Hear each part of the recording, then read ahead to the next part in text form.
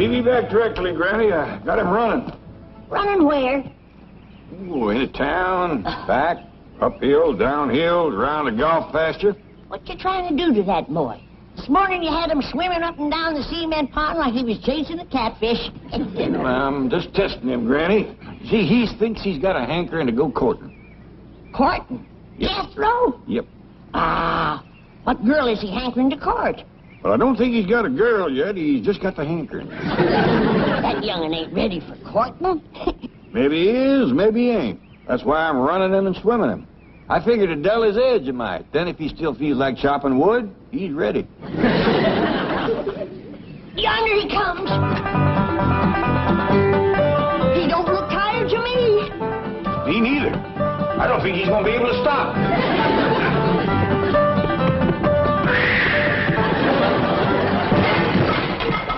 It could have been worse. He could have took out 5-10 foot of wall.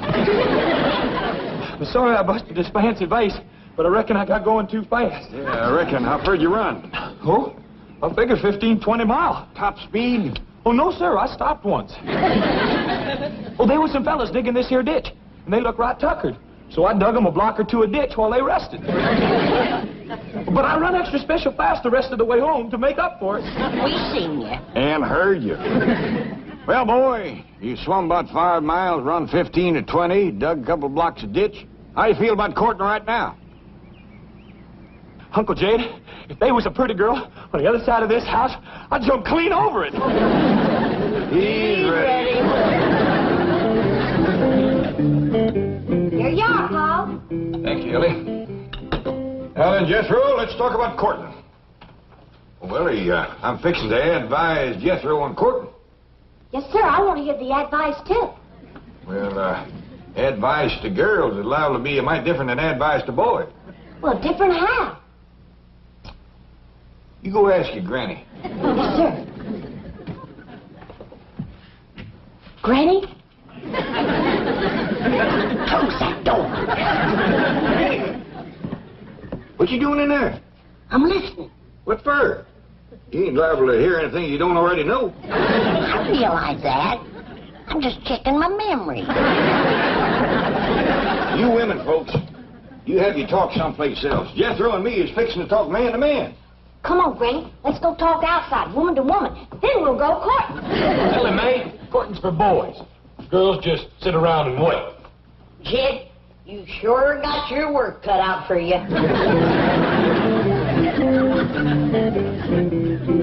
Now then, Jethro, how much do you know about courting? Well, it's kind of simple. You find a girl, and then you marry her. Boy, I want to tell you something. There's a whole heap of in-between. Like what? Like finding the right girl, for one thing. Sometimes that ain't so easy. Well, Uncle Jed, how will I know when I find the right girl? Well, the way it happened to me, I knew just like that. I looked at her, she looked at me, and music commenced to play. Well, where was the music coming from? From our hearts, I reckon. Well, I ain't never heard no music come from my heart, or no one else's neither. Of course not, because you ain't met the right girl yet. But when you do, you'll hear it. I heard a bell ring. Does that mean something? Means somebody's calling. Kid Clampett speaking. Hello, Mr. Clampett. Jane Hathaway here.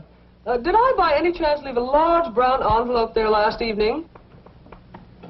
Yes, ma'am. It's right here by the window. Good. I'll have Miss Trigo drop over to... Is Jethro there? Yes, ma'am. He's right here.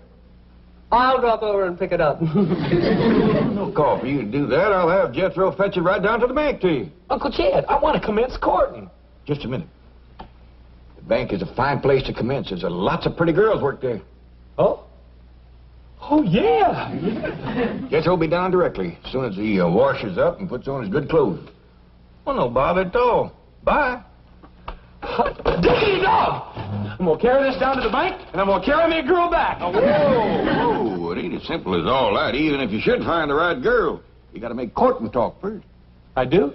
Why, of course. Well, Uncle Jed, how do you make courting talk? You got to kind of sidle into it. Like you start off with, nice day, ain't it? And then you work around to where it looks like it's going to be a nice night, or a walk, or a drive, or a dance. And, of course, along the way, you got to throw in a couple of, my, ain't you pretties, and get your dandy dancer. We talk like that. I'll catch on now, Uncle Jed. All right, boy. You got enough to get you started. Yes, sir. Some girl is in for a mighty spirited courtship.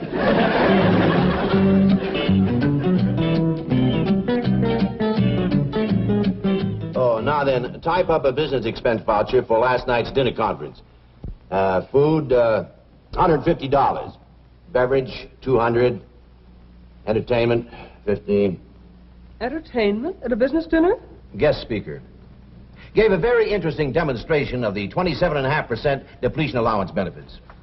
I'd better make a note of his name. Of course. C.D. Laverne.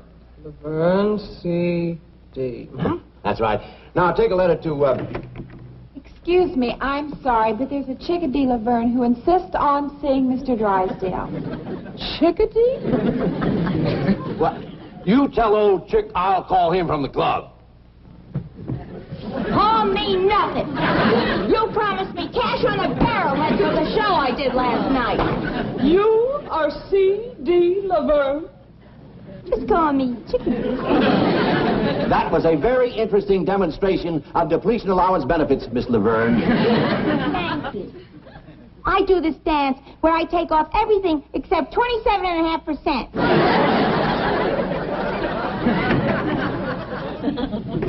Howdy. Well, howdy to you. You're Jethro, aren't you? Yes, ma'am. You hear any music? No, should I? Well, yeah. I should, too, but I don't, darn it. Well, if you'll wait, I'll hum something for you. What do you say, Chief? Oh, Jethro, how nice to see you. Well, howdy, Miss Jane.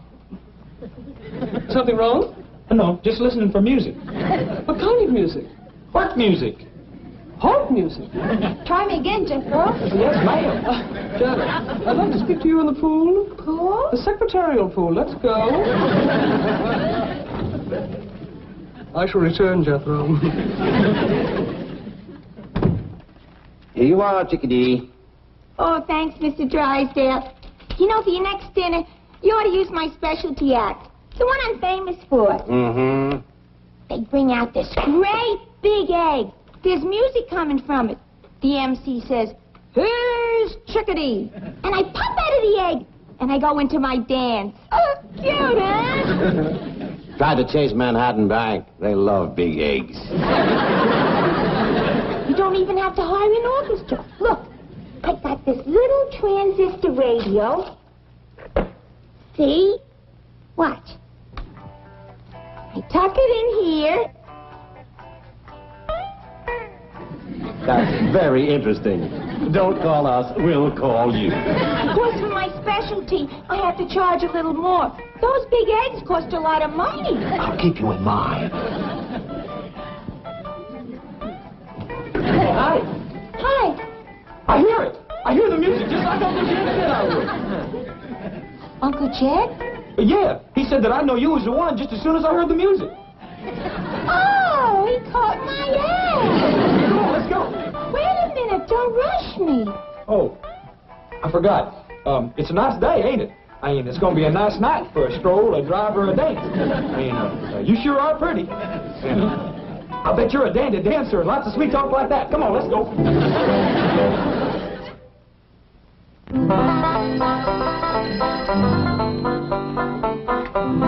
Jed Clampett speaking. Oh, howdy, Miss Jean. Jethro get there all right? Yes, and he brought the envelope, but now he's disappeared. I can't find him anyplace. I see. Well, tell me, is the bank missing any girls? I mean, Jethro might have told her one off. Jethro? Oh, I hardly think that... Wait a minute. There is one possibility. A girl from the secretarial pool who... False alarm? No girls missing. Oh, that's too bad. Well, thank you, Miss Jean. Bye.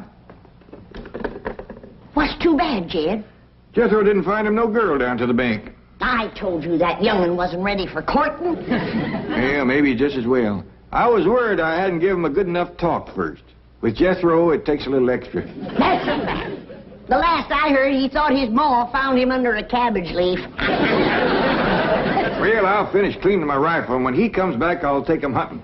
That'll give me a chance for a real man-to-man talk.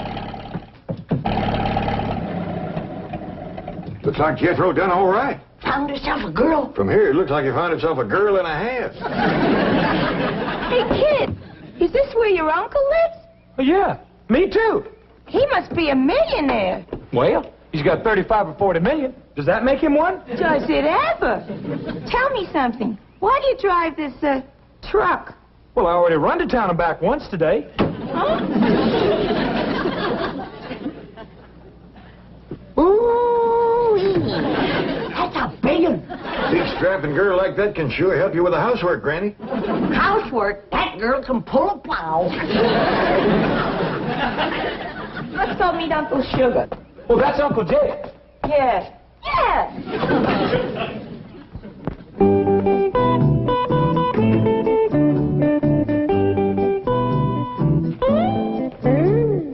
Gee, I finally made it. A private engagement in a big Beverly Hills mansion.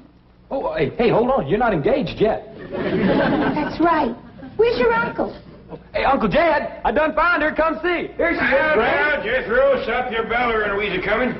Here she is. I heard the music, just like you said I would, Uncle Jed. The girl, the one and only, Miss, I don't know your name. Laverne. Chickadee Laverne. Howdy there, Miss Laverne, Chickadee Laverne. This here is Granny. Howdy. Howdy. You people live here? You own this mansion? Yes, ma'am. They found oil on our place back home, so we moved out here. Oh, you're one of those oil millionaires. I played all over Oklahoma and Texas. You don't say. Well, this here's my daughter, Allie Mae. Howdy. Honey, I don't want to worry you, but your fur piece is moving. The dearest possum. Allie Mae, take them critters outside. I told you again and again, the house is no place for them. Yes, sir, Paul. Well, when's the engagement? Tonight? Tomorrow night? I'm ready. Me too. Now, maybe we better get better acquainted before we start talking engagement. Why don't we all sashay out to the kitchen? Oh, come on, Miss Chickadee. I'll take you. Well, what do you women folk think of her? Well, don't you think she's a little bit too old to marry up with Jethro, Pop? Of course she is. That kind of worried me, too, especially her talking about playing all over Oklahoma and Texas. Take a heap of years just to do that.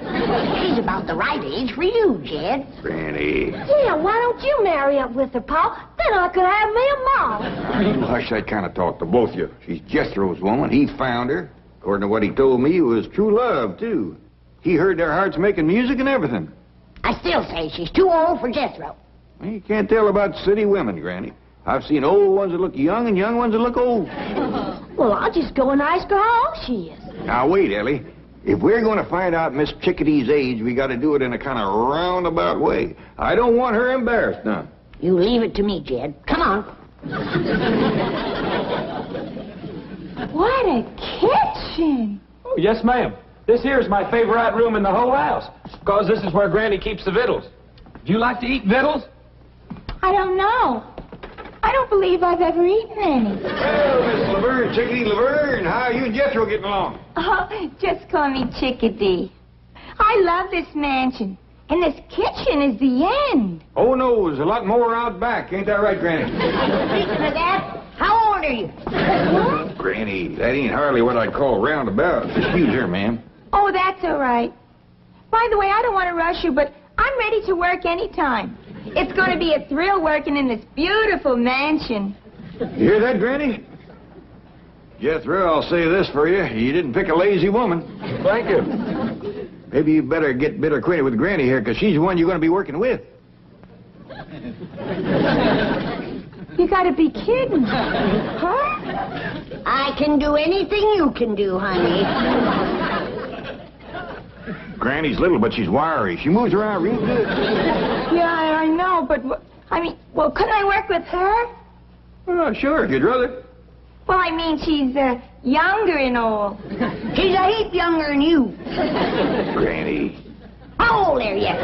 Granny, how about you and Ellie Mae wamping up some victuals for Miss Chickadee, and I'll show her around the outside. Can I go along with you, Uncle Jed? No, Jethro, you finish eating. You're still a growing boy. You're kidding. Well, can I come along and show her my critters? Well, we can do that later, Ellie Mae. Right now, Miss Chickadee and me got a little talking to do. Young'uns, you better clear out. Something tells me there's going to be fireworks any minute.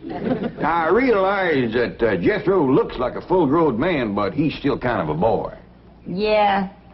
He's cute, though. Well, I'm glad you feel that way. He's a fine young'un.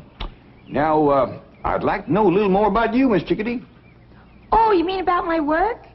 Yeah, everything. Just everything right from the start. Well, I got my start in burlesque, New York. Sounds like a nice place. About how long ago was that? You don't have to be exact. I'm just trying to get a notion.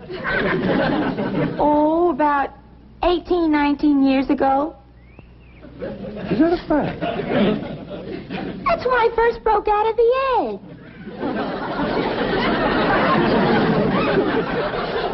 You come from an egg? Sure, you know about that, don't you? Oh, yeah, of course. I'll tell you what. Why don't you go over yonder and look around the cement pond over there? I want to have a word with Granny. Oh, swell. I love this place. It's beautiful. Well, thank you, ma'am. I'll see you in a bit.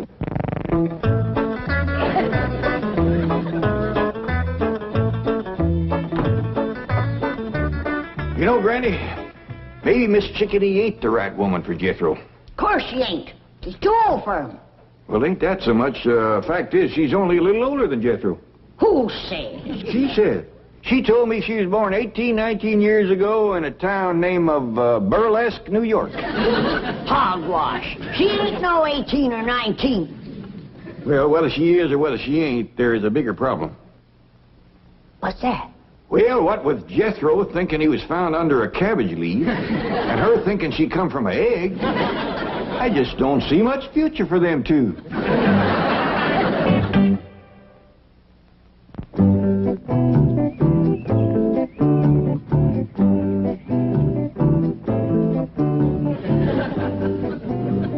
Sure do appreciate you showing me how to work with you, Miss Chickadee. Glad to do it, kid. Say, when you get your glove off, that's when we commence to working? Yeah, that's when we really get started. Tell me something. Your dad's worth like 35, 40 million bucks, right? Why do you want to work? Oh, I don't mind. Besides, if I don't, Granny will want me. Yeah, I had an aunt like that. She shoved me out on the stage when I was 15. I never knew my mother. Me neither.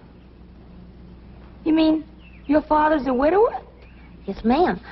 I was kind of hoping he'd marry up with you so as I could get me a mom. Really? I like you. And my critters like you, too. And when critters take a liking to folks, they's generally good and not mean or nothing. Yeah. Hey, you want me to show you what Elmer can do? Now watch him take this here grape out of my pocket.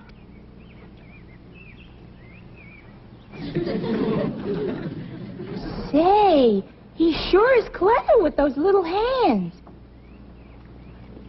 Could he untie a bow? Sure he could. Elmer, you and I may be working together. You? According to what I've been told, 1 year of your life is the same as 7 years with human folks. That ought to put you close to 100 years old.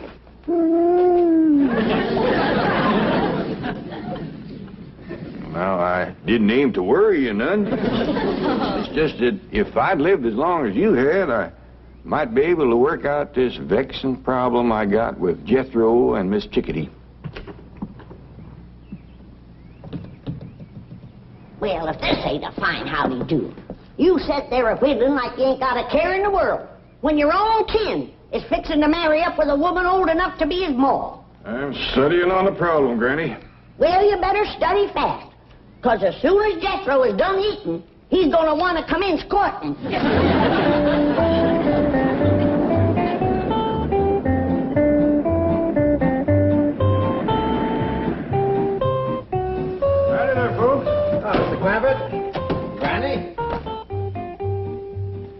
Mr. Clampett, I'm sorry to trouble you, but I need one more signature. No trouble at all. Not compared to the trouble we got with Jethro. Now, Granny. Oh, hasn't he arrived home yet?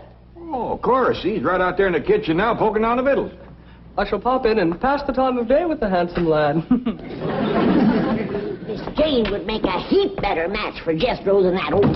Now, Granny, don't bother Mr. Drysdale with our family problems. Now, Mr. Clampett, as I've said before, your problems are my problem. I am willing and I hope able to help you in any way possible. Well, that's mighty neighborly of you to take so much interest, but... Don't think nothing of it. We bankers like to take as much interest as we can.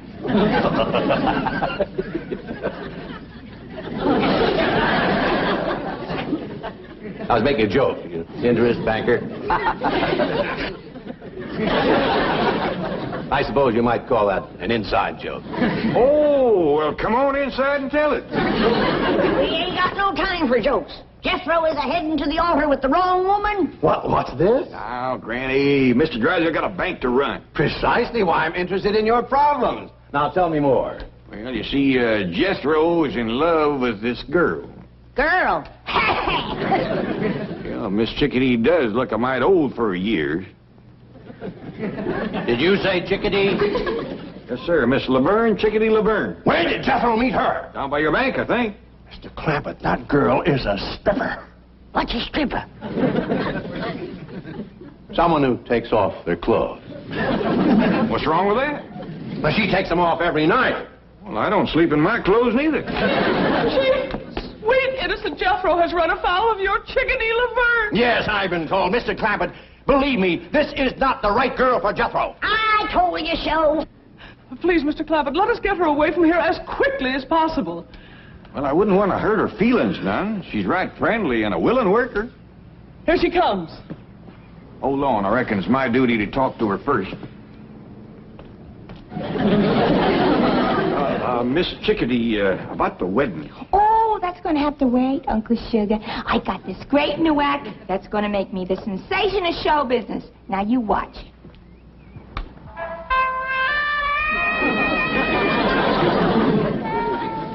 This is going to be a great act.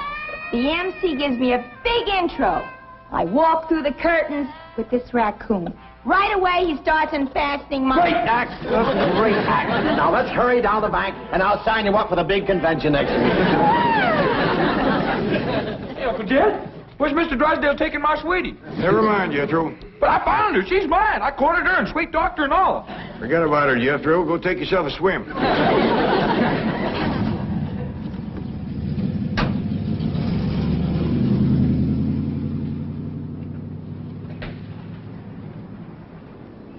Well, we got shed of her. That's a blessing. More of a blessing than you know, Granny. I was falling in love with her. No. Yep. I looked at her, she looked at me, and music commenced to play. My age, too.